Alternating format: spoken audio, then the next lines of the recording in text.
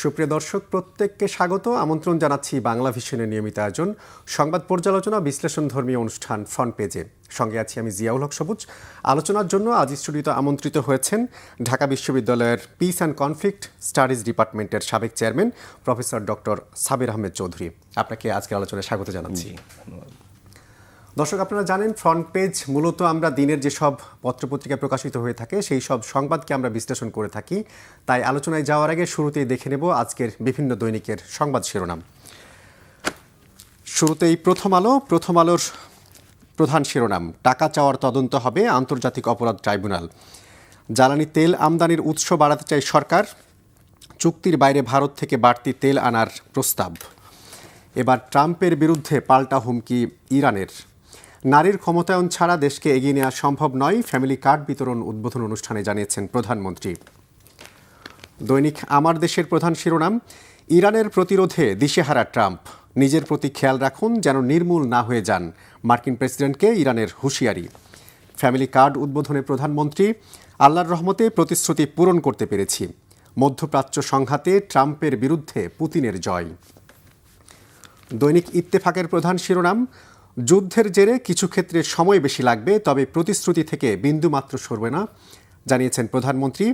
নারীর ক্ষমতায়নে দেশব্যাপী family card উদ্বোধন। আরেকটি শিরোনাম, তেহরানে আবারও রাতভর দফায় দফায় বিমান হামলা। মার্কিন প্রতিরক্ষামন্ত্রী বললেন আজই হবে সবচেয়ে তীব্র হামলা, পাল্টা হুঁশিয়ারি ইরানের।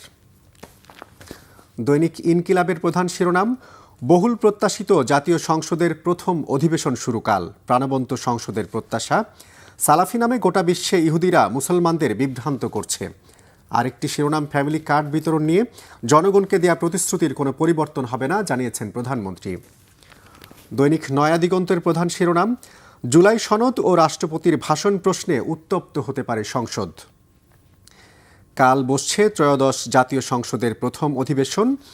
বিএনপি সরকারের 21 দিন সূচনার বার্তা, ট্রাম্পের আলোচনার প্রস্তাব প্রত্যাখ্যান ইরানের। দৈনিক যুগান্তরের প্রধান শিরোনাম, যুদ্ধ বন্ধের কৌশলে ইসরায়েল যুক্তরাষ্ট্র, খোঁজা হচ্ছে পিছু হটার পথ। নেতানিয়াহুর মৃত্যুর গুঞ্জন। সরকারের হুঁশিয়ারির পরও তৎপর সংঘবদ্ধ চক্র, চলছে নীরব চাঁদাবাজি। জনগণকে দেয়া প্রতিশ্রুতি থেকে বিন্দুমাত্র সরব না, জানিয়েছেন প্রধানমন্ত্রী। দৈনিক সমকালের প্রধান শিরোনাম, যুদ্ধের সময়সীমা নিয়ে ভাবছে যুক্তরাষ্ট্র। ট্রাম্প পুতিন 1 ঘণ্টা ফোনালাপ, যুদ্ধ ও শান্তি নিয়ে আলোচনা। ফ্যামিলি কার্ড পেলেন 37,000 নারী। অর্থনীতি না নৌশক্তির বিপর্যয়, কোনটা নেবেন ট্রাম্প, এমন মন্তব্য প্রতিবেদন আমরা দেখছি। দৈনিক বাংলাদেশ প্রতিদিনের প্রধান শিরোনাম, ফ্যামিলি কার্ডের যুগে দেশ, 4 কোটি পরিবার পাবে কার্ড, জানিয়েছেন প্রধানমন্ত্রী। যুদ্ধ বন্ধের ইঙ্গিত ট্রাম্পের ঘোষণার পর জ্বালানি তেলের দরপতন।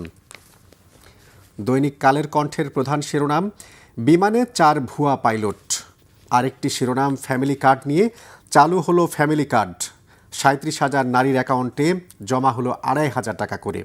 প্রতিশ্রুতি থেকে বিন্দুমাত্র অবস্থান পরিবর্তন করব না, জানিয়েছেন প্রধানমন্ত্রী। দৈনিক মানব জমিনের প্রধান শিরোনাম, যুদ্ধ দ্রুত শেষ করতে চান ট্রাম্প, তেহরান বলছে সিদ্ধান্ত আমাদের। ভোটের কালি না শুকাতেই ফ্যামিলি কার্ড, একযোগে ভাতা পেলেন 37,000 নারী। যুদ্ধের জেরে 367টি ফ্লাইট বাতিল। দৈনিক কালবেলার প্রধান শিরোনাম, অভিযোগ প্রশ্নে জর্জরিত জুলাই হত্যার বিচার। মৃত্যুদণ্ডপ্রাপ্ত 11 আসামির 9 জনই পলাতক। জনগণকে দেয়া প্রতিশ্রুতি থেকে সরব না, জানিয়েছেন প্রধানমন্ত্রী। দৈনিক দেশ রূপান্তরের প্রধান শিরোনাম, ঈদের আগেই ঈদ আনন্দ। ফ্যামিলি কার্ড কর্মসূচির উদ্বোধন। একবার এক কথা বলছেন ট্রাম্প। পুতিন ফোনালাপে দ্রুত যুদ্ধ শেষ করা নিয়ে আলোচনা। দৈনিক বণিক বার্তার প্রধান শিরোনাম, ইউরোপে পণ্য পাঠাতে সংকটে পড়েছে বাংলাদেশি পোশাক রপ্তানিকারকরা। ভারত ও পাকিস্তানের একই পরিস্থিতি। ফ্যামিলি কার্ড কর্মসূচির উদ্বোধন করলেন প্রধানমন্ত্রী Tarique Rahman.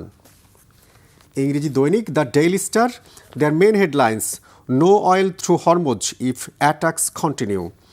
Another headline, US trade deal, Bangladesh may lose taka 1,327 crore a year in revenue. Government looking at fuel source options. Another headline from New Age, Their main headlines: over 37,000 women get family cards. Iran vows to block Gulf oil until bombing stops. Another English daily, The Daily Observer, তাদের প্রধান শিরোনাম হচ্ছে PM pledges roll out of election promises, distributes family cards, ICC successful, India wins. And another headlines: 5,000 tons of diesel coming from India via pipeline. এই ছিল আজকের বিভিন্ন যেই পত্রিকা দেখলাম, এগুলো শিরোনাম বেশিরভাগই হচ্ছে যুদ্ধকেন্দ্রিক, ইরান এবং ইসরায়েলের যে যুদ্ধ। আপনার কাছে যেটি জানতে চাইবো, আমরা দেখছি টানা 12 দিন প্রায় আজকের যুদ্ধ ইরান ইসরায়েলের, এর আসলে শেষ কোথায়? আমরা দেখছিলাম মধ্যপ্রাচ্যেও এই যুদ্ধের দামামা। আসলে এটা শেষ কখন হতে পারে? কেউ কি আসলে যুদ্ধ থেকে সরার কোনো পিছু টান বা সরে আসার কোনো সম্ভাবনা দেখছেন কিনা? আসলে এখানে যেই বিষয়টা খুব লক্ষণীয় যে আমরা গত 2-1 দিন ধরেই দেখছি যে প্রেসিডেন্ট ডোনাল্ড ট্রাম্প উনি কিছুটা ইঙ্গিত দিচ্ছেন যুদ্ধ বন্ধের বা যুদ্ধ থেকে সরে আসার, এবং আমরা গতকালই দেখলাম যে রাশিয়ার যে প্রেসিডেন্ট ভ্লাদিমির পুতিনের সাথে ওনার দীর্ঘ সময় আলাপ হয়েছে, এবং এই ফোন আলাপের বিষয়বস্তু বিশ্লেষকরা অনেকেই বলছেন যে হয়তো যুদ্ধ বন্ধের একটা চেষ্টা। যদিও চীন ইতোমধ্যেই কিছুটা অনুরোধও করেছে ইরানকে, কিন্তু এই বিষয়ে কিন্তু ইরান এখনো সাড়া দেয়নি এবং তারা বারবার বলছে যে সিদ্ধান্তটা আমরা নিব। এবং আমরা দেখছি যে মুহুর্মুহু আক্রমণ করছে। গতকালও তেল আবিব সহ আরও 3টা জায়গাতে ইসরায়েলের আঘাত এনেছে ইরান, এবং যথেষ্ট ক্ষয়ক্ষতি সাধিত হয়েছে। এবং দীর্ঘ একটা আলোচনা চলছিল গত 1-2 দিন ধরে যে নেতানিয়াহুর মৃত্যু, এবং অবশেষে বলছে যে ওনার ভাই, হয়তো আপন ভাই যে তিনি হয়তো মারা গেছেন। তো এই যে আপনার এয়ার বেসগুলো রয়েছে বা বিভিন্ন ধরনের যে বেসগুলো রয়েছে ইউএসের মধ্যপ্রাচ্য জুড়ে, এগুলোতে কিন্তু যথেষ্ট আঘাত হানা হয়েছে। যদিও বিষয়টা ইরান, ইসরায়েল এবং আমেরিকার যুদ্ধের মধ্যে সীমাবদ্ধ, কিন্তু ক্ষয়ক্ষতিটা হয়েছে কিন্তু মূলত মধ্যপ্রাচ্যে। এবং এই যে বিশাল ক্ষয়ক্ষতি, শুধুমাত্র যে ইউএসের স্থাপনায় আক্রমণ হয়েছে তা না, এর আশপাশে তো খুব স্বাভাবিকভাবে অন্যান্য জায়গায়ও একটা বড় ইম্প্যাক্ট পড়ে। এবং এই যে অর্থনীতির যে চাপটা মধ্যপ্রাচ্য জুড়ে, এবং আমরা জানি আমাদের জন্য খুব চিন্তার বিষয় যেটা হচ্ছে যে রেমিটেন্স থেকে শুরু করে আমাদের দেশের একটা অর্থনীতির চালিকা শক্তির বিরাট সোর্স হচ্ছে মধ্যপ্রাচ্য।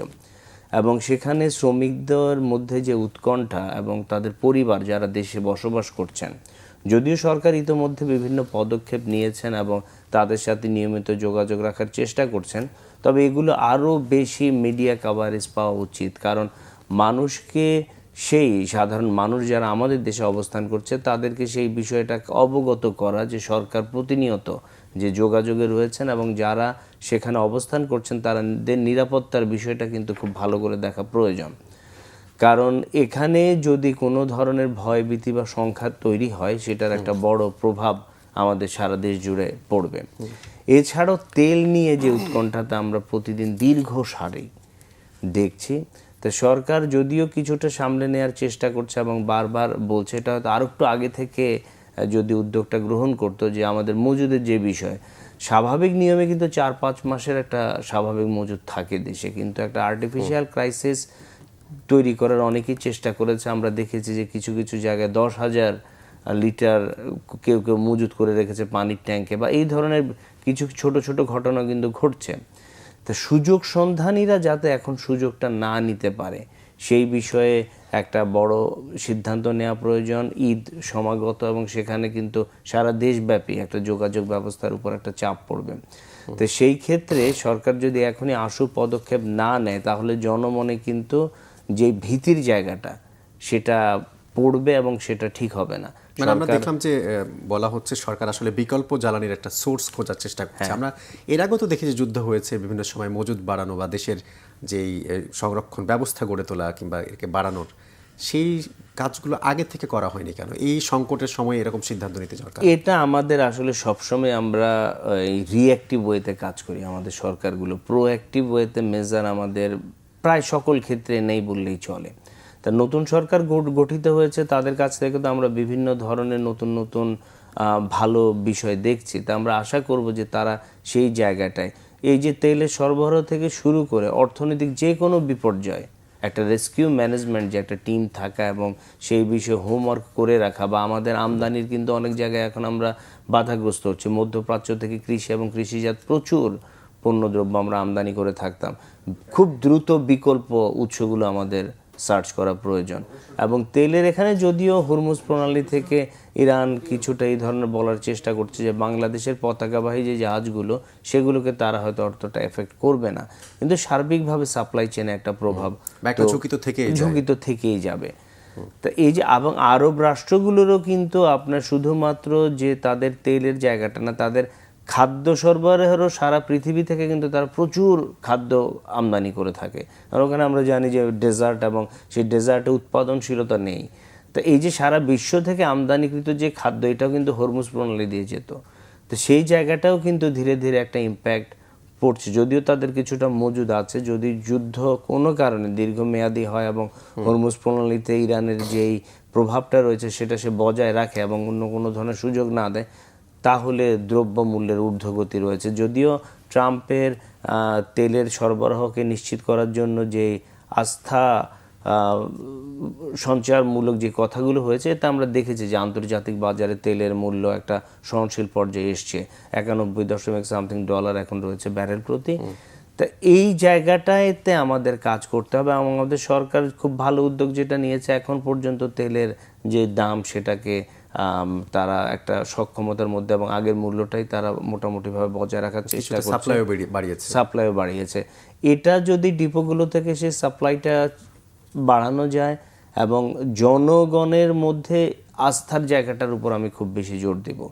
এইটা সোশ্যাল মিডিয়া থেকে শুরু করে সর্বত্র কিছু কাজ করা প্রয়োজন রয়েছে। তাহলে হয়তো সাময়িক এই সংকটটা উত্তরণ অবশ্যই সম্ভব। কিন্তু যেটা আমরা বলছিলাম যে এই ইমার্জেন্সি সিচুয়েশনগুলোকে বিকল্প উৎসের জন্য কিন্তু তাদের এখন থেকে হোমওয়ার্ক করা প্রয়োজন। না হলে অদূর ভবিষ্যতে আমাদের এই বৃহৎ জনগোষ্ঠীর একটা রাষ্ট্রকে পরিচালনা করার ক্ষেত্রে বিভিন্ন ধরনের চ্যালেঞ্জের মোকাবেলা করতে হবে। এবার যুদ্ধ নিয়ে যে আলোচনা যদি করছিলাম, আমরা দেখলাম গণমাধ্যমের রিপোর্ট, ইরানে যুদ্ধ করতে আপত্তি জানিয়েছেন মার্কিন সেনারা। তাদের যুক্তি হচ্ছে এই যুদ্ধটা ইসরায়েল এবং ইরানের মধ্যে। আসলেই কি তারা এই যুদ্ধের আপত্তি জানানোর কারণটা কি? এর যৌক্তিক কারণ এটা যে একদম প্রথম তা না। আমরা ভিয়েতনাম যুদ্ধের ক্ষেত্রেও দেখেছি, তার পরবর্তীতেও আমরা আফগানিস্তানের ক্ষেত্রেও দেখেছি যে এই জায়গাগুলো কিন্তু সেনাদের মধ্যে হয়েছে। এবং এবারই আমরা দেখলাম যে ইউরোপের অনেক দেশ কিন্তু আমেরিকার সাথী হয়নি এই আক্রমণের ক্ষেত্রে। তা যেই যুক্তিযুক্তকতাটা রয়েছে এবং ইসরায়েলের যে এই অন্যায় হামলা ইরানের উপর এবং সাথে সেখানে ইউএসএ বারবার যুক্ত হচ্ছে এবং সেখানে ভোটের রাজনীতি বা তাদের জনপ্রিয়তার জায়গাটা, আমরা কিন্তু একটা জরিপে দেখছিলাম যে ট্রাম্পের জনপ্রিয়তা খুব দ্রুত ফল করছে। এবং যখনই এই ধরনের সিচুয়েশন হয়, একই অবস্থা ছিল নেতানিয়াহুর ক্ষেত্রেই, তখনই কিন্তু তারা খুব দ্রুত এই ধরনের তাদের যেই একটা ডানপন্থী চর্চা, সেই চর্চা থেকে এই ধরনের উদ্যোগগুলো নিয়ে থাকে।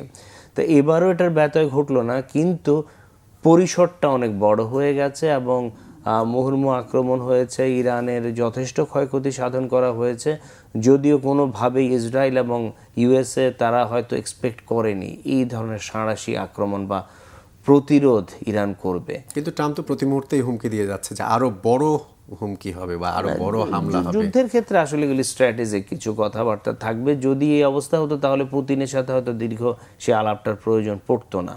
তা নিশ্চয়ই এখানে তার এবং ইউএসের জনগণের কাছ থেকেও কিন্তু একটা প্রতিরোধ রয়েছে। আমরা দেখেছি যে বিভিন্ন সোশ্যাল মিডিয়াতে অনেকেই এই যে অযৌক্তিক যুদ্ধে জড়ানোর এই জায়গাটাকে, এটাকে কোনোভাবে সমর্থন করেনি বা করছে না।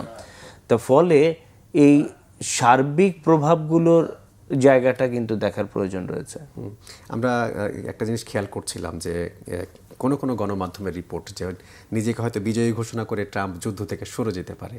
আসলে কি কোনো একটা পক্ষ এই যুদ্ধে থাকা অবস্থায় সরে যাওয়ার কি আসলে সুযোগ রয়েছে বা সেই পরিস্থিতি কি এখন বিরাজ করছে? চট করে আসলে সরে যাওয়ার সুযোগটা আছে বলে মনে হয় না, কারণ আপনার এটা নির্ভর করবে। আর ইরানের যে ক্ষয়ক্ষতি হয়েছে সে তার সক্ষমতার কিছুটা জানান দিবে। এবং আমরা জানি যে প্রাকৃতিকভাবে ইরান অনেকটা একটা সুবিধাজনক অবস্থান রয়েছে, জারগোস পর্বতমালা থেকে শুরু করে অন্যান্য জায়গায় সেখানে পদাতিক সৈন্যবাহিনী পাঠানো। তা আপনি যতটুকু করতে পারবেন এয়ার অ্যাটাক।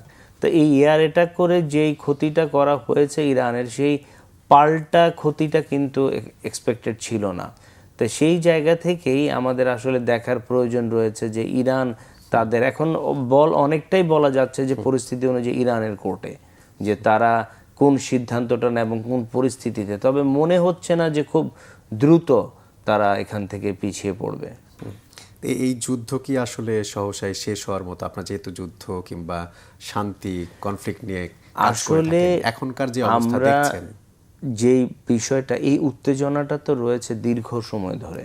আমরা দেখেছি যে থেমে থেমে 7 দিনের জন্য বা 3-4 দিনের জন্য আবার এই জায়গাগুলো হয়েছে এবং সিজ ফায়ারে গেছে।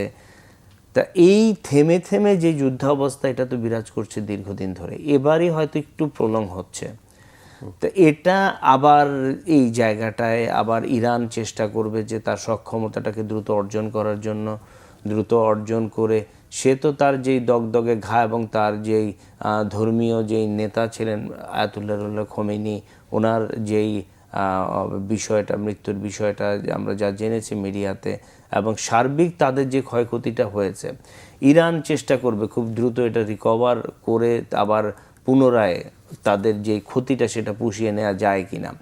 এবং এখানে আমরা রাশিয়া এবং চীনকেও দেখেছি যে আমরা প্রথম দিকে আশা করছিলাম যে রাশিয়া চীন এতটা এগিয়ে আসবে, পরবর্তীতে কিন্তু আমরা দেখেছি যে তারাও একটা ভালো সাপোর্ট দিয়েছে। তা সার্বিকভাবে খুব সহসা হয়তো কিছুদিনের জন্য থেমে যেতে পারে, সেটা সক্ষমতা অর্জনের জন্যই বলা যায়। তবে হয়তো যে কোনো প্রয়োজনে বা তাদের যে কোনো স্ট্র্যাটেজিক ডিসিশনে এই বিষয়টা আবার শুরু হয়ে যেতে পারে। এই যে এখনকার যুদ্ধ, এই যুদ্ধবন্ধে কি বিকল্প কোনো দেশ কিংবা তৃতীয় পক্ষের কোনো দেশ বা কোনো তৃতীয় পক্ষ কি আসলে মধ্যস্থতায় জড়াতে পারে বা মধ্যস্থতা করতে পারে এখন? মধ্যস্থতার জায়গা তো অবশ্যই রয়েছে, যেহেতু চীন এবং রাশিয়ার কাছ থেকে একটা ভালো সাহায্য ইরান পাচ্ছে, সেই ক্ষেত্রে মধ্যস্থতার জায়গা সব সময় থেকে যায় এবং যুদ্ধ কোনোভাবেই কাম্য না। কিন্তু এই অযৌক্তিক যুদ্ধের যেই ক্ষয়ক্ষতি, সেটা যে আমি আক্রমণ করলাম কিন্তু যখন সাঁড়াশি প্রতিরোধ আসলো আমি আবার সরে যেতে চাইছি, এটা তো আর মানে যৌক্তিক না সেই ক্ষেত্রেও। তো সেই ক্ষেত্রে আমরা দেখছি যে কথাবার্তা চলছে, তা সেটা দেখতে হবে আমাদের যে সেখানে কোনো পক্ষ এগিয়ে আসে কিনা। রাশিয়ার পুতিনের সাথে তো অলরেডি কথা হয়েছে, তা এটা কোন দিকে মোড় নেয় সেই জায়গাটা আমাদের দেখার জন্য আরও কিছু সময় হয়তো অপেক্ষা করতে হবে। আমরা যুদ্ধের বাইরে একটু আলোচনা করতে চাই। গতকাল প্রধানমন্ত্রী ফ্যামিলি কার্ড কর্মসূচির উদ্বোধন করেছেন। তিনি বলেছেন 5 বছরে 4 কোটি পরিবার পাবে এই ফ্যামিলি কার্ড। এই যে তার উদ্যোগ, এটা আসলে নারীদের ক্ষমতায়ন কিংবা নারীদের স্বনির্ভর করার ক্ষেত্রে কতটা কার্যকর ভূমিকা পালন করতে পারবে?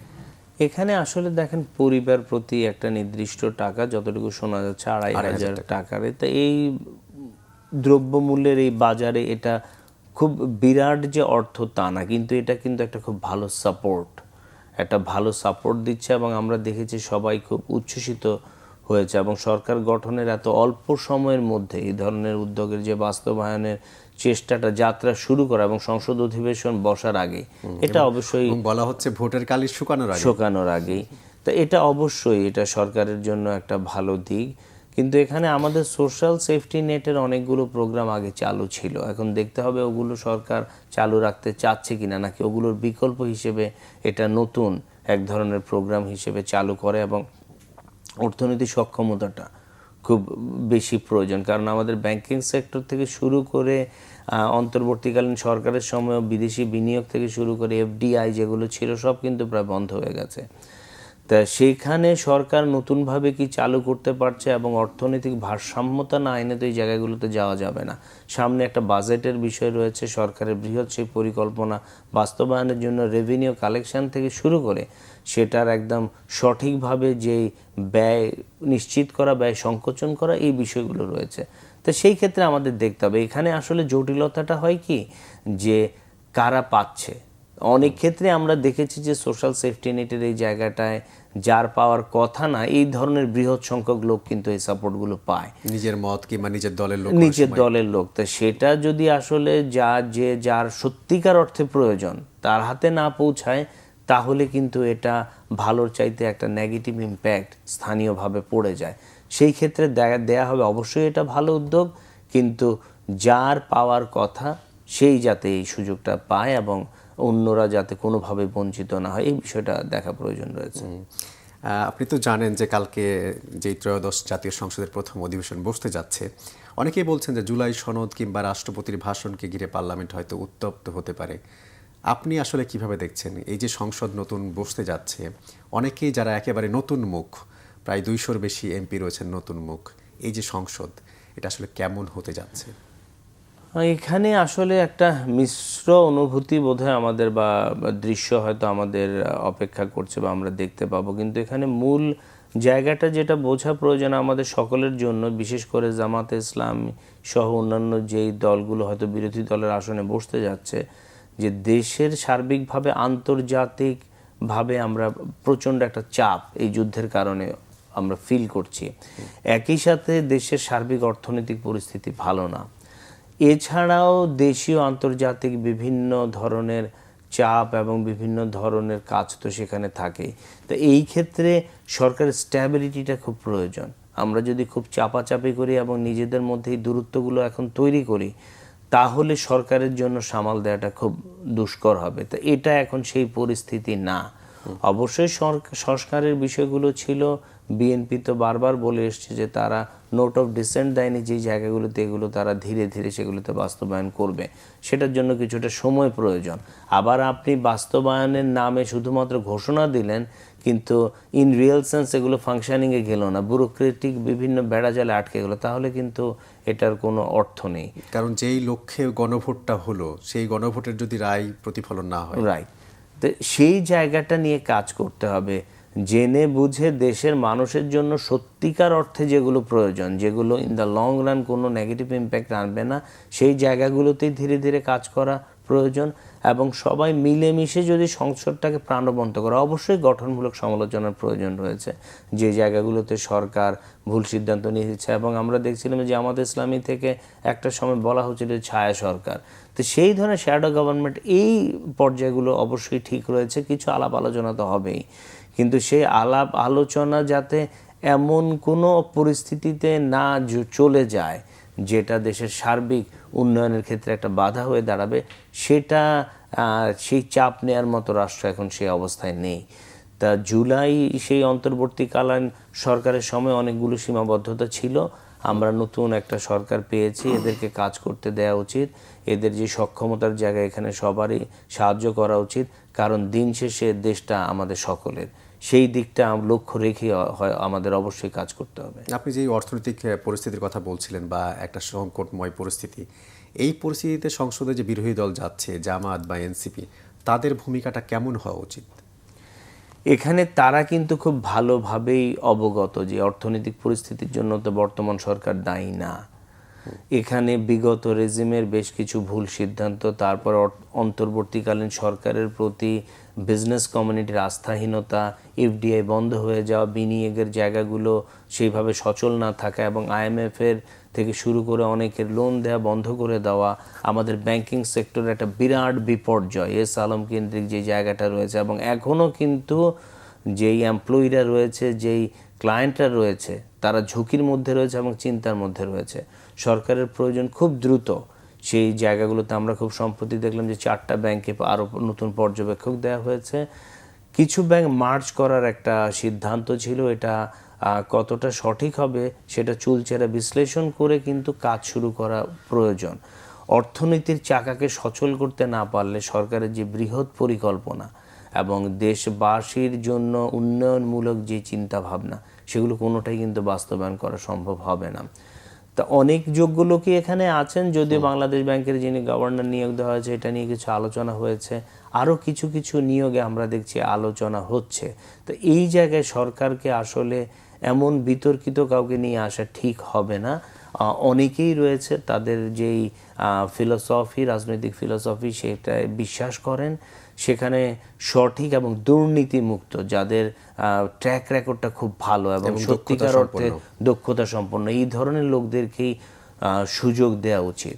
না হলে যদি কোনো সিন্ডিকেট বা কোরামের বেসিসে সব কিছু চলে, সেটা জনগণ ভালো কিছু সবসময় হয়তো পাবে না। আমরা আশা করব যে সরকার এই বিষয়টা নিয়ে অবশ্যই কাজ করছে এবং খুব দ্রুতই হয়তো এটার একটা প্রভাব আমাদের সার্বিক যেই যা প্রতিটা জায়গাতে আমরা পুনর্গঠন দেখছি এবং বিভিন্ন ধরনের পদায়ন দেখছি, এই জায়গাগুলোতে হয়তো একটা আরো ভালো নজর ভালো হচ্ছে, আরো ভালো নজর হয়তো সরকার দিবেন। আপনি ইনভেস্টমেন্ট প্রশ্নে বলছিলেন, আসলে এই দেশের অর্থনীতির চাকা গতিশীল করতে গেলে কর্মসংস্থান, প্রোডাকশন কিংবা ইনভেস্টমেন্ট সবগুলো একটা নিঃসন্দেহে এটার একটা সমন্বয় দরকার। অনেকেই বলছিলেন রাজনৈতিক সরকার না থাকার কারণে বিদেশি বিনিয়োগ আসছিল না। এখন কি আসলে সেই পরিবেশটা তৈরি হয়েছে?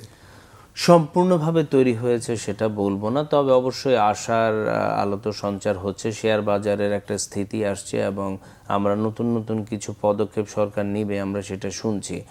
তবে রাজনৈতিক স্ট্যাবিলিটি আগের চাইতে অনেক ভালো। সরকার যদি এটা ধরে রাখতে পারে এবং বিনিয়োগের জায়গাটা যোগাযোগের বিষয় আছে, সবচাইতে বড় প্রয়োজন হচ্ছে আস্থাটা প্রথম দিতে হবে আপনার দেশীয় বিনিয়োগকারীদের। তো দেশীয় বিনিয়োগকারীদের যদি আপনি সম্পূর্ণ আস্থায় না আনতে পারেন এবং আমরা নতুন নতুন বিনিয়োগের উদ্যোগ না দেখি, তাহলে কিন্তু সেখানে ফরেনাররাও আসবে না। তাদের প্রত্যেকেই তো আন্তর্জাতিকভাবে একটা যোগাযোগ রয়েছে। আর একটা হিউজ আনএমপ্লয়মেন্ট আমাদের এখানে, শিক্ষিত বেকার আমরা বিভিন্ন ডেটাতে যেটা দেখি 40 লক্ষ থেকে প্রায় 50 লক্ষের মধ্যে হবে। তো এই শিক্ষিত বেকারদের নিয়ে তো আপনার ভাবতে হবে, কারণ আমাদের এখানে ইনফরমাল সেক্টরে যারা রয়েছে আমরা দেখছি তারা মোটামুটি ভাবে কাজ করে যাচ্ছেন, কিংবা তারা কোনো না কোনোভাবে সুইচ করতে পারে, কোনো না ভাবে তারা একটা কিছু সুযোগ করে নিচ্ছেন, হয়তো রেমিটেন্সের জন্য দেশের বাইরে যাচ্ছেন বা দেশেই একটা কিছু উপার্জন করছেন। কিন্তু যারা শিক্ষিত বেকার তাদের যেটা মানে আমাদের এখানে 10,000 টাকা অফার করা হয়, 12,000 টাকা অফার করা হয় ইউনিভার্সিটি গ্র্যাজুয়েটকে, এবং সেই জবটাও কিন্তু অ্যাভেলেবেল না। তো এই বৃহৎ সংখ্যক যে আনএমপ্লয়মেন্ট আমরা শুনেছিলাম যে মাননীয় প্রধানমন্ত্রী উনি নির্বাচিত হওয়ার আগ থেকে বলছিলেন যে এদের জন্য ওনার একটা চিন্তা ভাবনা রয়েছেন, আই হ্যাভ এ প্ল্যান, এবং সেই প্ল্যান অনুযায়ী কিন্তু দ্রুত পদক্ষেপ নেওয়া প্রয়োজন। এখন সেখানে বিনিয়োগের কোনো বিকল্প ব্যবস্থা নেই। তো বিনিয়োগ করা এবং ফোর্থ ইন্ডাস্ট্রিয়াল রেভলিউশনকে মোকাবেলা করার জন্য কি পদক্ষেপ নিচ্ছেন আইসিটির ক্ষেত্রে আমরা শুনছি যে উনি বেশ কিছু চিন্তা ভাবনা করছেন। তা আমাদের সক্ষমতার জায়গাটা খুব দ্রুত বুঝে পরিকল্পনা মাফিক এগুলো প্রয়োজন, এবং দৃশ্যমান কিছু আমাদের প্রথম 6 মাসে করে দেখাতে হবে, না হলে দেশবাসী সেই আস্থায় জায়গাটা যাওয়া কিন্তু একটু দুষ্কর হবে বলেই মনে হচ্ছে। জি, অসংখ্য ধন্যবাদ প্রফেসর ডক্টর সাবির আহমেদ চৌধুরী আজকে প্রাণবন্ত আলোচনায় সময় দেওয়ার জন্য। অনেক ধন্যবাদ। দর্শক, এই ছিল আজকের ফ্রন্ট পেজ। এতক্ষণ যারা সঙ্গে ছিলেন সবাইকে ধন্যবাদ। ভালো থাকবেন সবাই।